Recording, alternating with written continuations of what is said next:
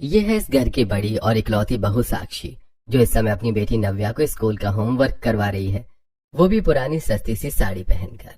बहू शाम के 5 बज गए, भूल गई क्या मेरी चाय का समय हो गया है? याद है मम्मी जी, बस अभी लाई। अपनी सास की आवाज सुनकर साक्षी के चेहरे का रंग क्यों उड़ गया, कुछ ही देर में आपको पता चल जाएगा। नव्या, मैं तुम्हारी दादी को चाय दे के आती हूँ, जब तक तुम खुद से पढ़ लो। ओके मम्मा। साक्षी किचन में जाकर एक कप चाय बनाकर छन्नी में चम्मच से चाय पत्ती दबाकर चाय की आखिरी बूंद भी कप से निकाल लेती है। साक्षी कप की चाय घर के छत में लगे झूले में नई साड़ी पहने बैठी अपनी विधवा सास रानू को ले जाकर देती है। बहू, एक कप चाय बनाने में इतनी देर लगती है क्या? तभी चाय पीकर रानू, ये कैसी चाय बनाकर लाई है बहू? इसमें ना तो दूध है और ना ही शक्कर है और ना ही अच्छे से पकी है। ये तो मेरे गले से नीचे ही नहीं उतर रही। मम्मी जी, आप हमेशा ही तो बचत करने को कहती है और मैंने वही तो किया।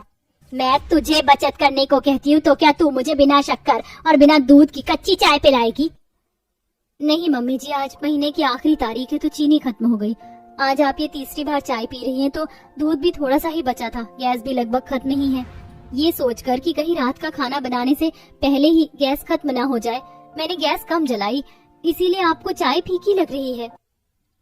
मेरी समझ में एक बात नहीं आती, मैं हर महीने पहली तारीख को ही पूरे महीने की जरूरत का सारा राशन लाकर रख देती हूँ और तू महीना खत्म होने से पहले ही खत्म कर देती है। आखिर तू करती क्या है राशन का? मम्मी जी, इस घर में इतने सारे लोग हैं और कभी कभी मेहमान भी आ जाते हैं तो उनके लिए भी खाना बनाना पड़ता है और कभी कम और कभी ज्यादा भी बन जाता है तो राशन तो खत्म होगा ही। मुझसे जुबान मत लड़ा और जा रात के खाने की तैयारी कर। अपनी सास की कड़वी बातें सुनकर साक्षी की आंखों में आंसू आ जाते हैं और वो रोती हुई अपने कमरे में जाती है। साक्षी की आंखों में आंसू देखकर नव्या, क्या हुआ मम्मा, आप रो क्यों रही हो? कुछ नहीं हुआ नव्या बेटा, वो मेरी आंखों में ना कचरा चला गया था ना, जिस वजह से मेरी आंखों में आंसू आ गए। तभी कमरे में साक्षी का पति अजय आता है।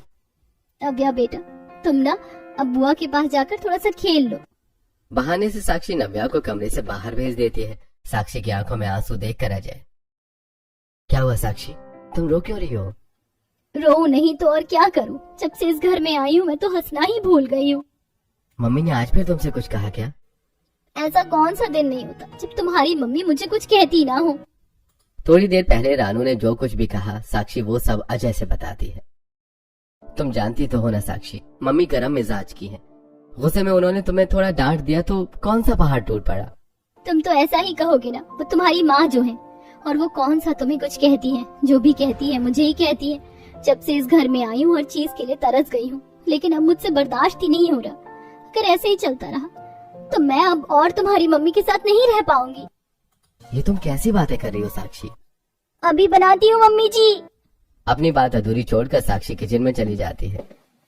कहीं ये सच में तो घर छोड़ने का नहीं सोच रही है ना? किचन में जाकर साक्षी थोड़ा सा गरम मसाला, थोड़ी सी हल्दी, थोड़ी सी लाल मिर्च और ज्यादा पानी डालकर आलू टमाटर की सब्जी बनाती है और रोटियां सेककर बिना घी लगाए ही आलू टमाटर की सब्जी के साथ डाइनिंग हॉल में अपने पूरे परिवार को सर्व करती है। बिना घी की रोटियां देखकर रानू, बहू आज तू ये क्या कर रही है? शाम को फीकी चाय पिलाई और अब बिना घी की रोटी, और ये सब्जी कैसी बनाई है? ना इसमें हल्दी है और ना ही मसालों की महक आ रही है। आज सब्जी में तूने कितना सारा पानी डाल दिया है, मैं ये कैसे खाऊं? मम्मी जी, किचन में जितना राशन, सब्जियां और मसाले थे मैंने उन्हीं से आज का डिनर तैयार किया, अब कुछ भी नहीं बचा। रोटी और सब्जी एक बाइट खाने के बाद अजय, फिर भी सब्जी बहुत टेस्टी बनी है मम्मी। तू तो उसी की तरफदारी करेगा ना, तू जोरू का गुलाम जो है। रानू के अलावा सभी घर वाले रोटी सब्जी खाते हैं। भैया सही कह रहे हैं, मम्मी सब्जी वाकई बहुत टेस्टी बनी है, आप भी टेस्ट करके तो देखो। बस बस, ज्यादा तारीफ करने की जरूरत नहीं है, मैं भी खाऊंगी, भूखे पेट तो नींद आएगी नहीं। साक्षी के अलावा सब लोग खाना खाते हैं और खाना खाने के बाद सभी अपने अपने कमरे में चले जाते हैं। अजय भी अपनी माँ के डर से नव्या को लेकर अपने कमरे में चला जाता है। डाइनिंग हॉल में अकेली बची साक्षी अकेली ही बची कुछ सब्जी और रोटी खा रही होती है। तभी, बहू क्या कर रही है, जल्दी से मेरे कमरे में आ। साक्षी अपने मुंह का निवाला छोड़कर रानू के कमरे में जाती है, जहाँ वो अपने बेड पर लेटी हुई थी। बहू, मैं लाइट ऑफ करना भूल गई और बिस्तर पर लेट गई, बल्ब का बटन बंद कर दे। मम्मी जी को अच्छी तरह से पता था कि मैं खाना खा रही थी, फिर भी उन्होंने मुझे बुलाया, खुद भी तो लाइट ऑफ कर सकती थी। साक्षी बल्ब का बटन बंद करके डाइनिंग हॉल से सभी झूठे बर्तन ले जाकर किचन के सिंक में साफ करने लगती है। तभी वहाँ उसकी नंद गंगा आती है। भाभी जी, मैं आपकी थोड़ी मदद कर देती हूँ। रहने दो ननद जी, मैं कर लूंगी। आप यहाँ से जाओ। अगर मम्मी जी को पता चल गया कि आप किचन में हो तो वो पूरा घर सर पर उठा लेंगी और बेवजह मुझे डांट पड़ जाएगी। गंगा वहाँ से चली जाती है। साक्षी की नंद गंगा उसे प्यार भी करती थी और उसका सम्मान भी, लेकिन अपनी माँ के डर से वो अपना प्यार अपनी भाभी के लिए जता नहीं पाती थी। अगली सुबह रानू महीने भर का राशन लेने के लिए मार्केट निकल जाती है और इस बीच मौका पाकर अंकित सबके लिए नाश्ता लेने बबलू हलवाई की दुकान पर जाता है और गंगा घर की साफ सफाई में साक्षी की मदद करती है। साक्षी हॉल में झाड़ू लगा रही होती है और गंगा पोंछा। मम्मी घर पर नहीं है तो यहाँ कितनी शांति है ना भाभी जी। अब मैं क्या कहूँ ननद जी आपकी मम्मी के बारे में, जो है सब सही है। मुझे पता है भाभी जी आप उनका सम्मान करती इसीलिए ऐसा बोल रही हैं, नहीं तो आपकी जगह कोई और बहू होती तो कब का अलग हो गई होती। तभी अंकित समोसे और कचौड़ियां लेकर वहां घर आता है। भाभी जी, बाकी का काम बाद में, पहले आप ये गर्मा गर्म कचौड़ियां और समोसे खाओ। भैया और नव्या के लिए भी लाया हूँ। समोसे और कचौड़ियों का नाश्ता करने के बाद साक्षी और गंगा जल्दी जल्दी से पूरे घर को साफ कर देती हैं। भाभी जी जल्दी से बताओ क्या करना है। आपके साथ मिलकर काम करने में तो मजा ही आ गया। अब कुछ नहीं करना ननद जी, अब मम्मी जी के आने का समय हो गया और तुम ये जानती हो कि अगर उन्हें बस बस बस मैं सब जानती हूँ, सोए हुए शेर को नहीं जगाना चाहिए। इतना बोलकर गंगा वहां से अपने रूम में चली जाती है और साक्षी बाथरूम जाकर बाल्टी में सर्फ डालकर फुलाए हुए अजय की शर्ट और पैंट की मैल को साबुन से साफ करने लगती है। ये अजय जी भी ना जाने इनके कपड़े इतने मैले कैसे हो जाते हैं। ऐसा लगता है जैसे ये मिट्टी में लेट कर आते हैं। जब तक साक्षी बाथरूम से मैले कपड़े साफ कर रही होती है तब तक रानू मार्केट से महीने भर का राशन लेके घर आ जाती है और साक्षी को ढूंढती हुई बाथरूम में पहुंचती है। तभी साक्षी को शर्ट में साबुन लगाता देख रानू, बहू तू ये क्या कर रही है? कपड़े साफ कर रही हूँ मम्मी जी। वो तो मैं भी देख रही हूँ, लेकिन जब तूने कपड़े सर्फ में फुला दिए थे तो कपड़ों में साबुन लगाने की क्या जरूरत है? ऐसे ही बिना साबुन लगाए भी तो मैल छूट सकता है ना। मम्मी जी इनके कपड़ों में कुछ ज्यादा ही मैल लगी है, बिना साबुन के छूट ही नहीं रहा, इसलिए साबुन लगाकर छुटा रही हूँ।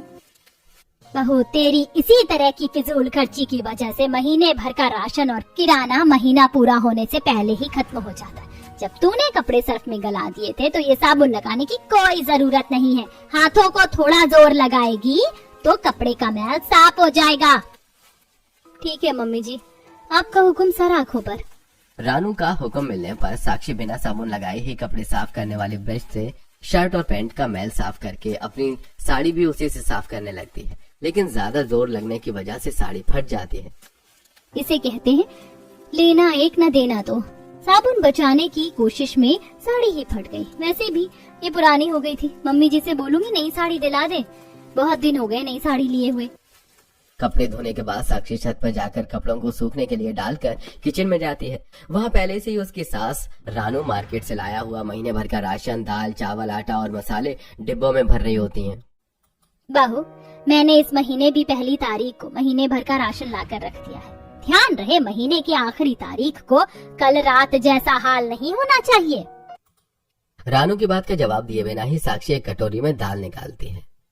ये क्या बहू, मैंने अभी अभी तुझे समझाया और तू है कि मेरे सामने ही मेरी बात अनसुनी कर रही है। कटोरी भरकर दाल बनाएगी तो महीना खत्म नहीं होगा, उससे पहले ही दाल खत्म हो जाएगी। मम्मी जी मैं हमेशा इसी कटोरी से नाप कर दाल बनाती हूँ। लंच में चावल के साथ जितनी दाल सभी घर वाले खाते हैं, ये कटोरी उतनी ही दाल की नाप की है। कभी कभी तो मेरे लिए भी कम पड़ जाती है, मुझे बिना दाल के ही चावल खाना पड़ता है, और कभी कभी तो दाल और चावल दोनों ही कम पड़ जाते हैं। बहू अगर महीने में 1-2 दिन कम खाना खाएगी तो दुबली नहीं हो जाएगी। मैंने जो कहा है उतना कर, अब से खाना कम बनेगा, खाने की फिजूल खर्ची नहीं होनी चाहिए। रानू की बात मानकर साक्षी उस दिन पहले के मुकाबले थोड़ी कम दाल चावल बनाती है और रोटियां भी पहले के मुकाबले कम सेकती है और बिना सब्जी के ही अपनी नंद, देवर और सास को डाइनिंग हॉल में सर्व करती है, क्योंकि उसका पति उस टाइम ऑफिस में था और बेटी स्कूल में। भाभी जी आज सब्जी नहीं बनी है क्या? देवर जी जो मुझे मिलता है वही सब बनाकर आप सबको खिलाती हूँ। आज मैं सब्जियाँ नहीं लाई, आज बिना सब्जी के ही दाल के साथ रोटी खा ले, कल से खा लेना सब्जी के साथ रोटी। बिना घी की रोटियां देखकर रानू, बहू मैं सब्जी नहीं लाई थी तो तूने नहीं बनाई, लेकिन मैं घी तो लाई थी ना, वो तो रोटियों में लगा देती। तुझे पता नहीं है क्या, मैं बिना घी की रोटियां नहीं खाती। घी बचाकर अकेले ही खाने का इरादा है क्या तेरा? क्या मम्मी, आप भी कैसी बातें करती हो? भाभी ने आज तक ऐसा नहीं किया है तो अब क्यों करेंगी? अब साक्षी किचन से घी लाकर रोटियों में लगाती है। ये हुई ना बात। बहू थोड़ा और घी लगा रोटियों में, रोटी से घी टपकना चाहिए। साक्षी रोटियों में रानू के कहे अनुसार घी लगा देती है। सब्जी न होने की वजह से वो तीनों दाल के साथ ही रोटी खाते हैं और चावल भी। बहू आज का खाना तो बहुत स्वादिष्ट बना था, मजा आ गया खा के। मैं तो 2 रोटियां ज्यादा ही खा गई।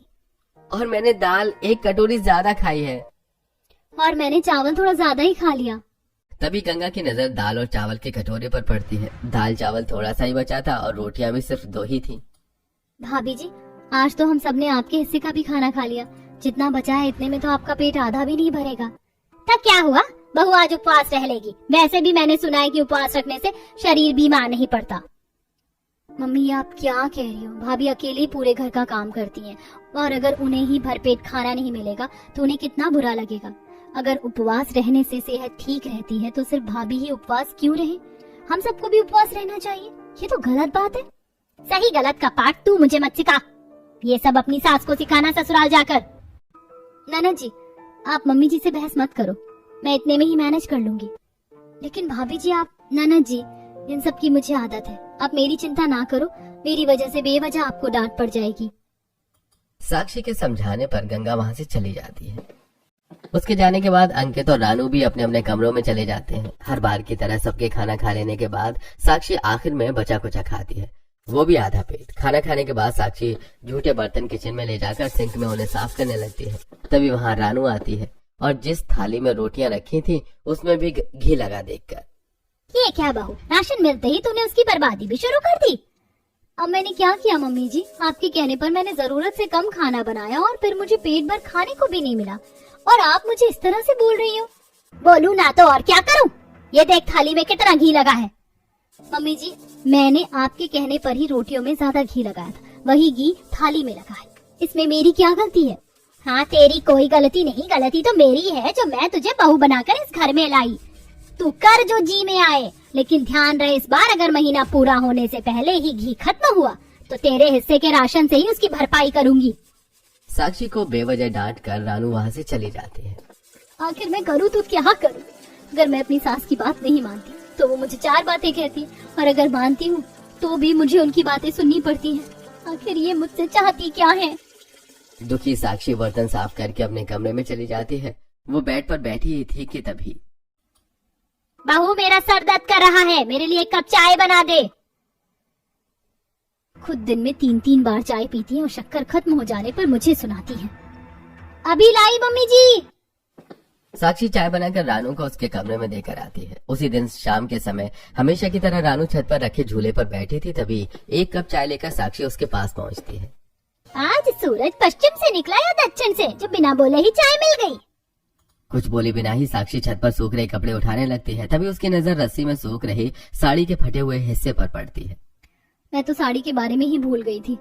मम्मी जी का मूड अभी अच्छा लग रहा है, यही समय मम्मी जी से नई साड़ी लेने के लिए बोल देती हूँ। तभी फटी हुई साड़ी ले जाकर साक्षी रानू के सामने खड़ी हो जाती है। क्या हुआ बहू, तू मेरे सामने इस तरह आकर खड़ी क्यों हो गई?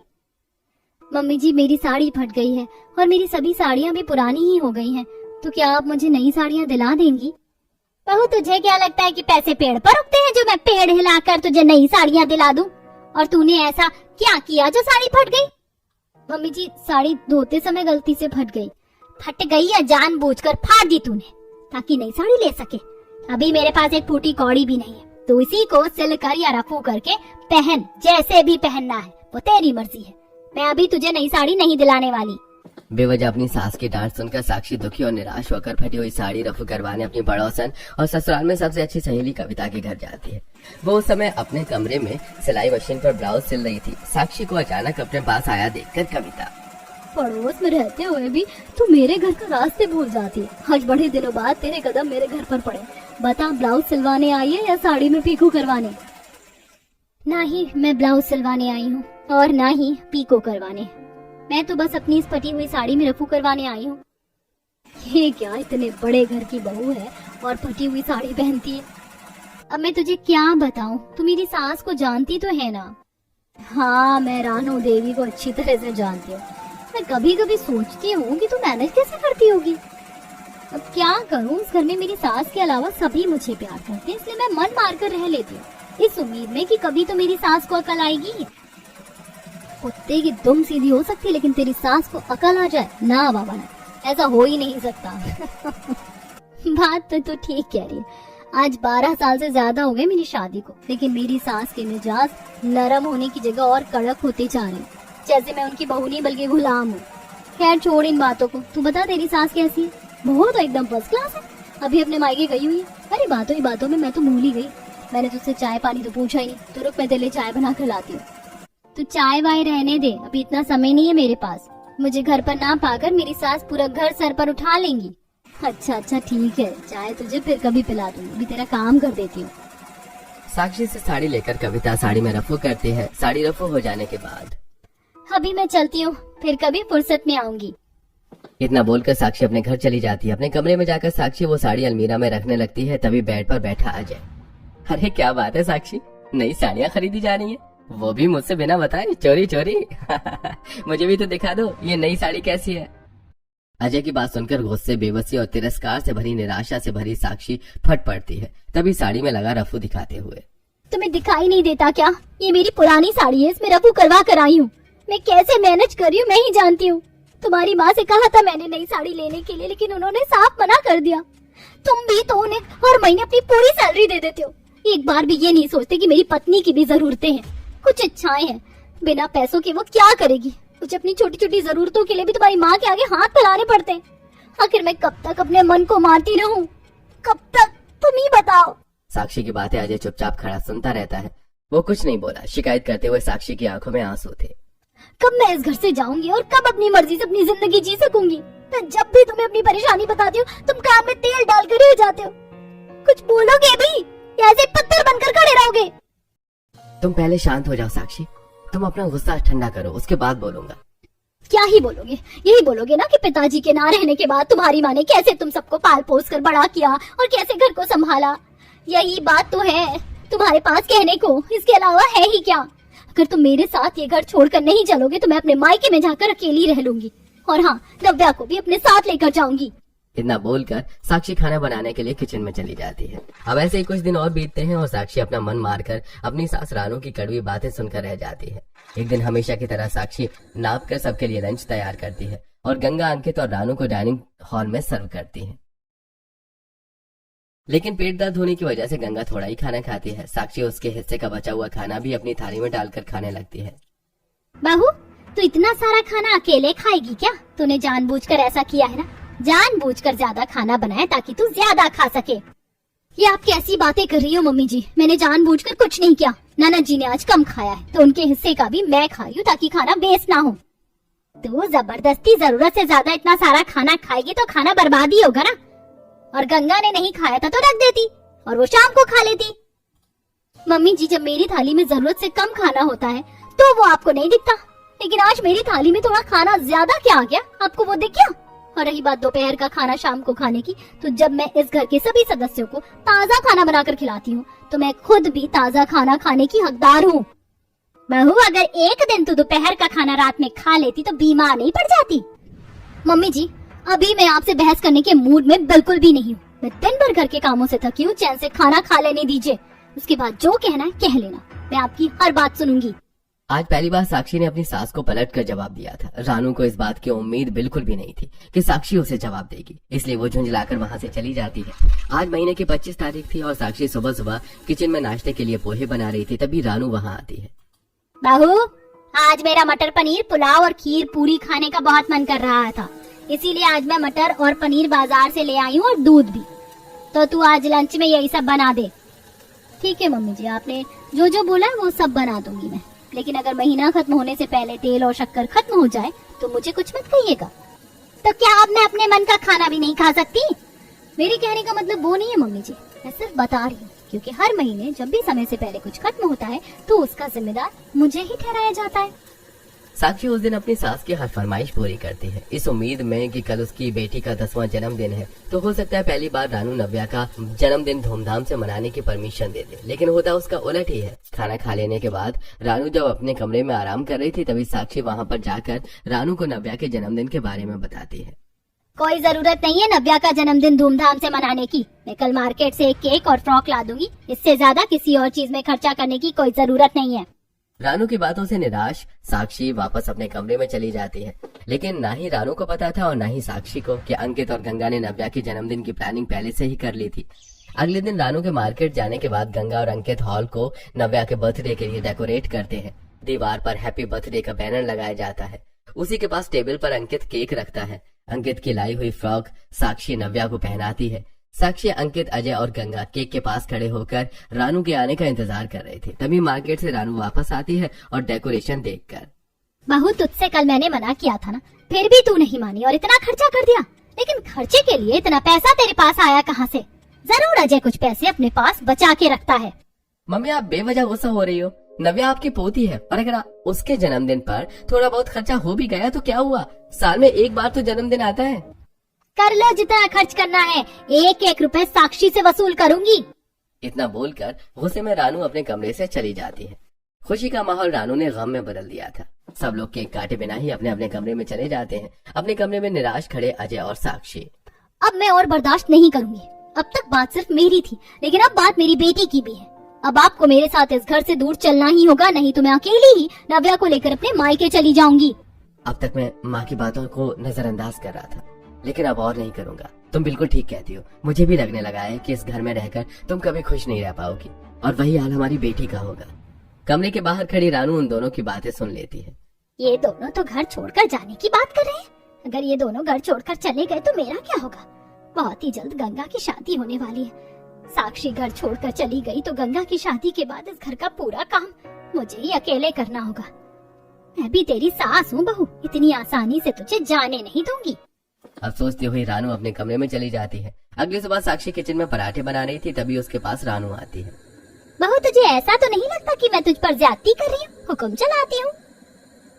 ये बात आप मुझसे क्यों पूछ रही हो मम्मी जी? अपने आप से पूछो।